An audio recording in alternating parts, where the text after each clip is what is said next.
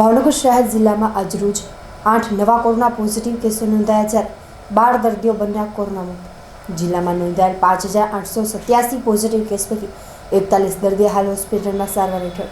ભાવનગર શહેર જિલ્લામાં આજરોજ 8 નવા કોરોના પોઝિટિવ કેસો નોંધાતા જિલ્લામાં કોરોના પોઝિટિવ કેસોની સંખ્યા 5887 થવા પામી છે, જેમાં ભાવનગર શહેરી વિસ્તારમાં 5 પુરુષ મળી કુલ 5 કેસો નોંધાયા છે, જ્યારે તાલુકામાં તળાજા તાલુકાના સતરા ખાતે 2 તથા મહુવા ખાતે 1 કેસ મળી કુલ 3 લોકોના કોરોના રિપોર્ટ પોઝિટિવ આવ્યા હતા।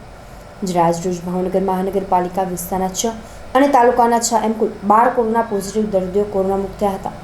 આમ જિલ્લામાં નોંધાયેલ 5887 પોઝિટિવ કેસ પૈકી 41 દર્દીઓ હાલ હોસ્પિટલમાં સારવાર હેઠળ છે, જ્યારે અત્યાર સુધીમાં 5770 દર્દીઓ સાજા થતાં તેમને હોસ્પિટલમાંથી ડિસ્ચાર્જ કરવામાં આવ્યા છે, તેમજ શહેર જિલ્લામાં 69 દર્દીઓના અવસાન થયા છે।